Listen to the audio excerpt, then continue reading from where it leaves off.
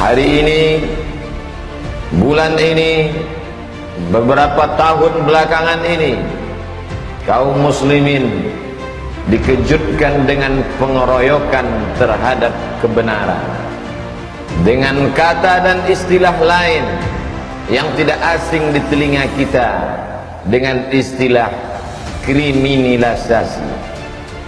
Orang dikriminalkan, yang baik dikatakan sebagai perampok, pengkhianat dikatakan sebagai orang yang benar dan jujur. Hari berganti, musim berubah, mereka mengeroyok kebenaran. Berakhirkah kisah pengeroyokan terhadap kebenaran? Nabi sudah berakhir, tapi ada pelanjut para nabi. Al-ulama warasatul anbiya, ulama yang mengamalkan ilmunya, ulama yang menyuarakan kebenaran. Ulama dikeroyok, ulama dihabisi, difitnah dengan istilah komando jihad.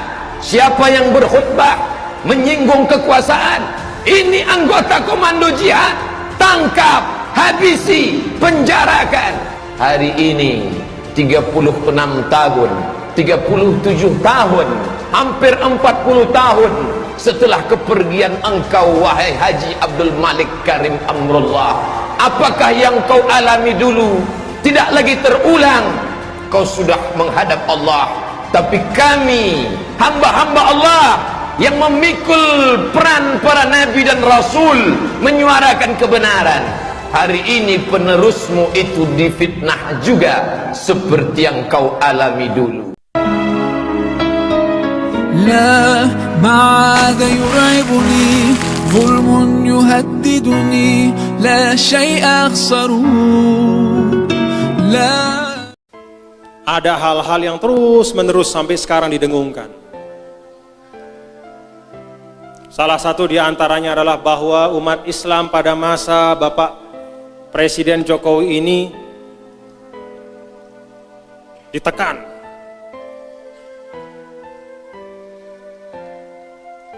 Lalu diberikanlah contoh kriminalisasi ulama. Lebih spesifik lagi, contoh kriminalisasi ulama adalah apa yang menimpa Al-Habib Muhammad Rizik Syihab.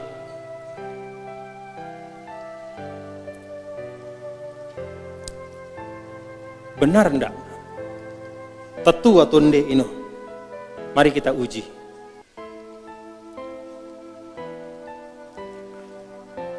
Pertama, secara umum ada ungkapan bahwa umat Islam di Indonesia ini dipersulit. Ada kriminalisasi. Bahkan direkam, yang ngomong itu direkam. Tidak usah sampaikan namanya, direkam. Ustadz, kriminalisasi ulama di Indonesia, kita ini umat Islam digencet, kita ini ditekan. Yang ngomong itu adalah orang yang punya ratusan majelis taklim. Yang ngomong itu hari-hari sering muncul di TV. Kalau memang ulama atau umat itu ditekan, tidak mungkin dia akan bisa keliling dari satu tempat ke tempat lain. Tidak mungkin dia akan bebas menyuarakan, masuk TV kemana-mana. Itu sama dengan orang yang kena mangan pelalah. Dia makan pelalah sate, makan sampai bekas bumbu sate masih ada di mulutnya, lalu dia bilang, susah zaman Pak Jokowi ini kita tidak dapat makan.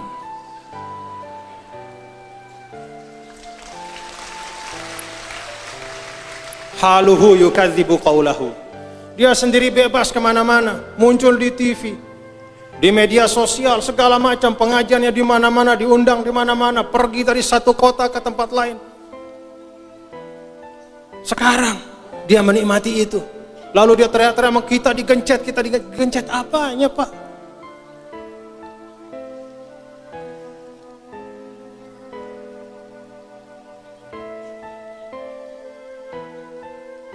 Tidak ada negara mayoritas muslim di dunia ini yang berislamnya sebebas di Indonesia? Apakah misalnya di Turki, bapak-bapak, ibu-ibu bisa bayangkan ada tablik akbar di tengah jalan? Pergi ke Saudi buat tablik akbar, majelis pengajian di masjid-masjid, bisa? Apakah di negara-negara lain, di Mesir, di Arab Saudi, di Turki, di negara-negara Islam yang maju, yang dianggap sebagai contoh-contoh, ada orang bisa naik menjadi khotib tanpa ada surat resmi izin dari pemerintah? Tidak bisa. Di Mesir kalau naik mimbar tanpa ada izin resmi dari Kementerian Auqaf, turun lagi. Tidak bisa. Di Indonesia saja, siapapun yang takmir masjidnya minta jadi khotib, naik dia khutbah. Kadang-kadang khutbahnya bukan membuat orang tenang, membuat orang resah dan gelisah.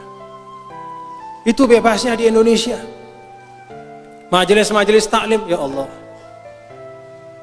Dulu pernah saya menemani tamu dari Mesir. Begitu lewat di Jakarta, ada besar pelang tentang pengajian dari seorang tokoh. Bertanya, ini siapa? Oh, pengajian, Syekh. Pengajian apa? Saya sampaikan, oh, pengajian begini. Tempatnya di mana? Ya, di masjid. Bagaimana caranya? Ya, dibuatkan terop, bahkan sampai jalan. Dia noleh kepada saya. Pengajian di tengah jalan? Noleh kepada saya. Tidak mungkin terjadi di mana-mana. Polisi ikut mengamankan, lalu lintas dialihkan. Itulah bebasnya kita berislam di Indonesia.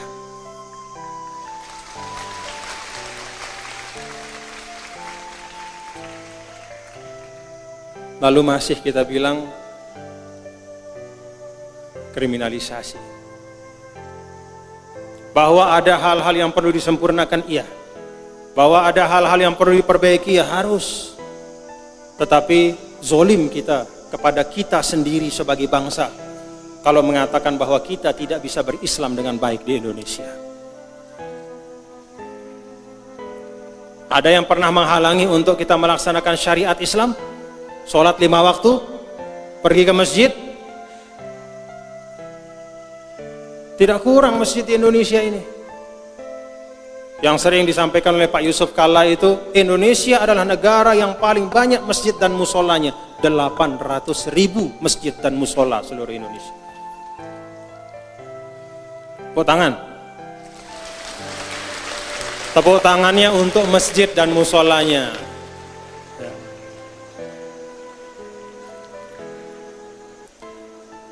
Jamaahnya masih kurang. Jadi tidak kurang-kurang. Kalau di tempat-tempat yang lain yang menjadi pemikiran bagaimana mencukupkan jumlah rumah ibadah, jumlah masjid. Kalau di Indonesia yang jadi pikiran bagaimana mengisi masjid. Tetua tonde. Tetua tonde.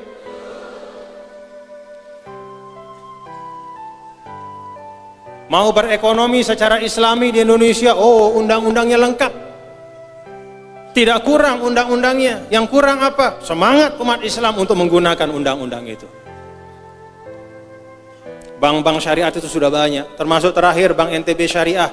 Kita konversi penuh menjadi bank syariah. Wadahnya sudah ada, lengkap.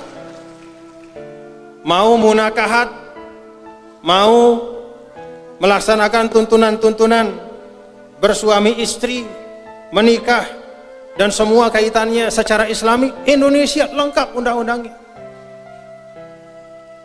Mau berwakaf secara Islam, Indonesia ada undang-undang wakafnya. Semua diatur. Itulah fasilitasi. Sehingga kalau sebagian ulama mengatakan negara Islam itu pertama adalah negara yang sebagian besar penduduknya adalah Muslim, Indonesia sudah masuk di situ. Ada definisi kedua, negara Islam adalah negara yang tazharu fihi syara'iul Islam, yang bisa ditampakkan syiar Islam secara terbuka. Dicontohkan oleh Imam Nawawi, sholat 5 waktu. Di Indonesia ini bukan hanya sholat 5 waktu. Sholat sunnahnya pun bisa secara terbuka. Banyak majelis-majelis tahajud bersama. Bahkan tidak seperti yang ada di Saudi, di Mesir, dan negara-negara yang lain, bahwa loudspeaker masjid itu hanya berbunyi ketika azan. Di Indonesia tidak sedikit loudspeaker yang sudah bunyi setengah jam sebelum azan, walaupun di situ tidak ada orang ya. Nyala loudspeaker. Ngaji panjang, habis itu panjang. Di mana mau lihat? Pergi ke Turki, coba dengar di situ. Ada enggak? Sebelum sholat itu ada ngaji 10 menit, setelah sholat ada ngaji? Enggak ada.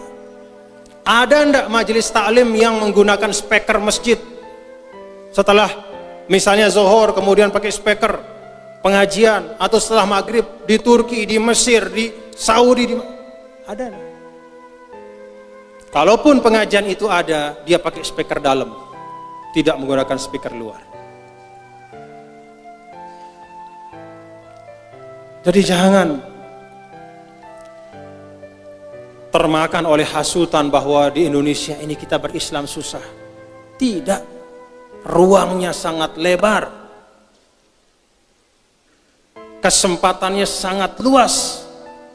Bahkan kita sendiri yang sering tidak mampu menggunakan kesempatan dan ruang itu.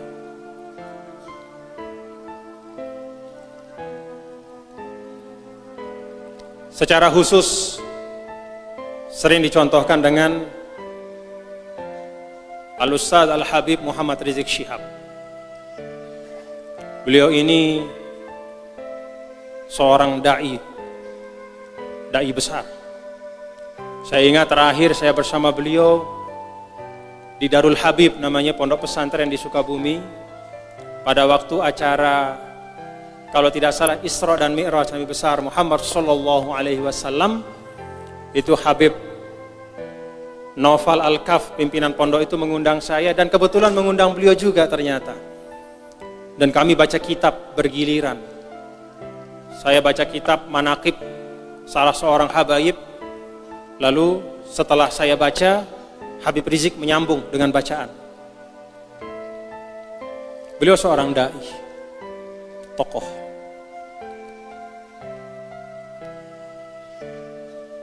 Dikatakan dan dicontohkan oleh banyak pihak bahwa pada masa Bapak Jokowi ini ada kriminalisasi. Contohnya kepada Habib Rizik. Apa yang sebenarnya sekarang terjadi? Benar bahwa Habib Rizik pernah ditersangkakan, tapi kemudian di SP3-kan. Ada proses hukum, lalu SP3. SP3 itu artinya tidak masuk pengadilan, apalagi masuk penjara. SP3 itu stop prosesnya. Di masa sebelum Pak Jokowi, Habib Rizik tidak hanya ditersangkakan, bahkan beliau diterdakwakan, diadili, dipenjara, dan menghabiskan waktu hukuman di penjara sampai beliau bebas. Kenapa pada waktu itu tidak ada yang mengatakan kriminalisasi ulama? Apakah masih tidur seperti Ashabul Kahfi dan baru sekarang bangun? Ini pertanyaan sederhana. Kemana Anda dulu ketika beliau di penjara? Kenapa Anda tidak mengatakan bahwa pemerintahan sebelum Pak Jokowi kriminalisasi ulama? Tidak ada yang ngomong begitu. Padahal yang dialami dan yang diderita oleh Habib Rizik Syihab itu jauh lebih berat dari sekarang. Kalau sekarang tersangka tapi selesai SP3, tidak jadi karena tidak cukup bukti. Tapi kalau dulu tidak hanya tersangka, terdakwa, terpidana, menunaikan hukuman, mana yang sekarang membela beliau itu dulu? Mana? Artinya apa Bapak-bapak? Suara-suara yang menggunakan nama beliau sebagai alasan terjadi kriminalisasi ulama, suara-suara itu semata-mata adalah suara mereka yang tidak suka kepada presiden. Karena tidak suka saja.